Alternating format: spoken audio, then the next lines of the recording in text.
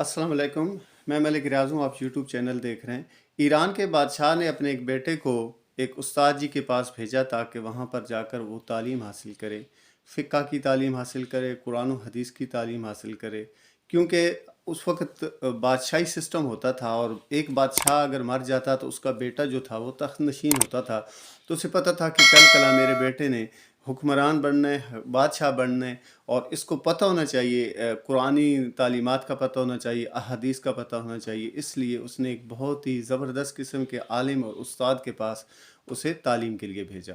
اس کے استاد نے اس کے اوپر بہت محنت کی، اسے بہت ہی جافشانی اور محنت سے پڑھایا۔ جب وہ پڑھ چکا، جب اس کو وہ ایک رسم ادا ہو چکی کہ اب اس کی تعلیم مکمل ہو چکی ہے، تو اس نے اپنے اس شاگرد کو کہا کہ ایک دن بچے کل آپ نے ضرور میرے پاس آنا ہے۔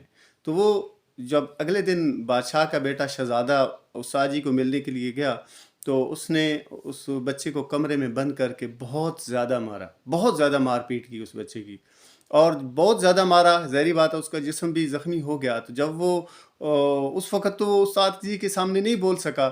جب وہ گھر پہنچا نا، تو اپنے باپ کو بتایا کہ پتہ نہیں کیا وجہ ہے، بغیر کسی وجہ کے، بغیر کسی ریزن کے استاد جی نے مجھے بہت زیادہ مارا ہے، اور اتنا مارا ہے کہ یہ دیکھیں میرے جسم کے اوپر زخم آ گئے ہیں۔ تو آج کل کا تو دور نہیں تھا کہ مار نہیں پیار والا، اور آج کل کا دور یہ بھی نہیں تھا کہ استاد جی اگر کوئی سخت بات کہہ دے تو اگلے دن جو ہے نا وہ کٹہرے میں استاد جی کو کھڑا کیا ہوتا ہے کہ جی کہ آپ کی حیثیت ہی کیا ہے، آپ نے ہمارے بچے کو مارا کیوں ہے، آپ کے ذمہ تو صرف تعلیم ہے، تربیت تو آپ کے ذمہ ہے ہی نہیں، یہ جو ہے نا سبق سکھانا تو آپ کے ذمہ ہے ہی نہیں، آپ نے بس کتاب پڑھانی ہے، آپ نے جب میتھمیٹکس پڑھانا ہے، آپ نے انگلش پڑھانی ہے، اور آپ نے بس جو ہے نا بایو اور جو ہے نا وہ فزکس پڑھانی ہے، آپ کا یہ کام ہے۔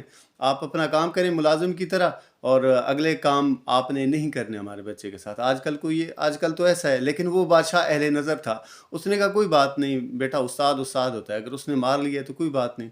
لیکن بچے کو بڑا دکھ تھا، اس نے اپنی یہ بات اپنی والدہ سے بھی کہی، تو اس کی والدہ نے بھی ایسے ہی کہہ دیا کہ آپ یہ دیکھیں نا، آپ کے باپ نے کوئی ریئیکشن نہیں لیا اس کا، تو میں کیسے بات کر سکتی ہوں اس کے ساتھ۔ تو اس طرح سے وقت گزرتا گیا، گزرتے گزرتے 22 سال گزر گئے۔ تو 22 سال بعد جب اس کے والد کا انتقال ہوا اور وہ بیٹا تخت نشین ہوا، وہ بادشاہ بنا، تو اب اس کے پاس اختیار تھا۔ تو اس نے جو سب سے پہلا کام کیا حکومت سنبھالنے کے بعد، بادشاہ سنبھالنے کے بعد، کہ جاؤ اور میرے استاد جی کو بلاؤ۔ تو جب اس استاد جی کو بلایا گیا، جب استاد اس کے سامنے آ کر کھڑے ہوئے، اس وقت بوڑھے ہو چکے تھے بہت زیادہ، تو اس نے بہرحال اپنے شاگرد کو پہچان لیا۔ تو اس نے کہا ہاں شہزادے، آپ نے مجھے کیوں بلایا؟ اس نے کہا استاد جی اب میں شہزادہ نہیں ہوں، اب تو میں بادشاہ ہوں، تو میں آپ کو اس لیے بلایا ہے کہ آج سے 22 سال پہلے آپ نے مجھے سزا دی تھی، مارا تھا، اور بہت زیادہ مارا تھا، مجھے آج بھی یاد ہے۔ تو میں یہ پوچھنا چاہتا ہوں کہ اس کی وجہ کیا تھی؟ تو جب استاد جی نے یہ بات سنی نا، تو کہتے ہیں جی کہ استاد جی کے چہرے کے اوپر اور آنکھوں سے نا آنسو آ گئے، چہرے کے تاثرات بدل گئے۔ تو استاد جی نے کہا جی میں نے آپ کو آج ہی کے دن کے لیے مارا تھا، اور مجھے پتہ تھا کہ ایک دن تو بادشاہ بنے گا، اور اگر میری زندگی میں بنا تو یہ تو بہت زبردست بات ہوگی، یہ اللہ نے میری آرزو کو پورا کیا۔ اب سن میں نے آپ کو کیوں مارا تھا۔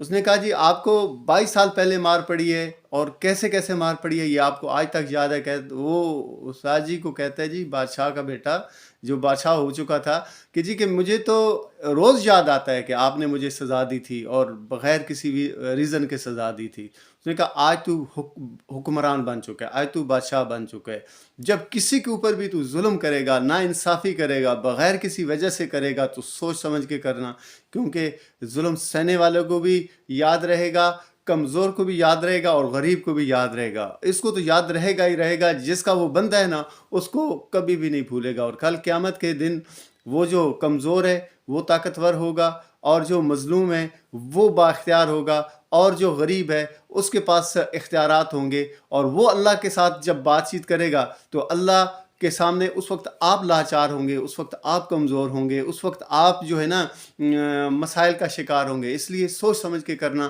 کیونکہ آپ نے آج حکومت آپ کے ہاتھ میں ہے، آج اختیارات آپ کے ہاتھ میں ہیں۔ آج تو مظلوم آپ کے سامنے نہیں بول سکتا، لیکن کل قیامت والے دن وہ آپ کے سامنے بولے گا، اور آپ اس وقت لاچار ہوں گے۔ اس لیے سوچ سمجھ کے آپ نے حکومت کو چلانا ہے، لمحہ بلمحہ خیال رکھنا ہے، سٹیپ بائی سٹیپ خیال رکھنا ہے کہ کسی کے ساتھ ظلم اور زیادتی نہ ہو۔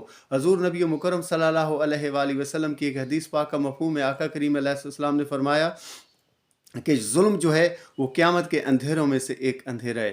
اس لیے ہمیں بھی اپنے اوپر غور کرنا چاہیے کہ ہم کبھی غصے میں آ کر، کبھی طیش میں آ کر، کبھی خوشی کے عالم میں، کبھی کس مختلف کیفیات آتی ہیں انسانی زندگی میں، کسی بھی کیفیت کے اوپر نہ اپنے اوپر ظلم کرنا ہے، نہ کسی کو اپنے ظلم کا شکار کرنا ہے۔ حضور نبی مکرم صلی اللہ علیہ وآلہ وسلم کی ذات پاک پر درود و سلام کا نذرانہ پیش کر دیجیے۔ شکریہ۔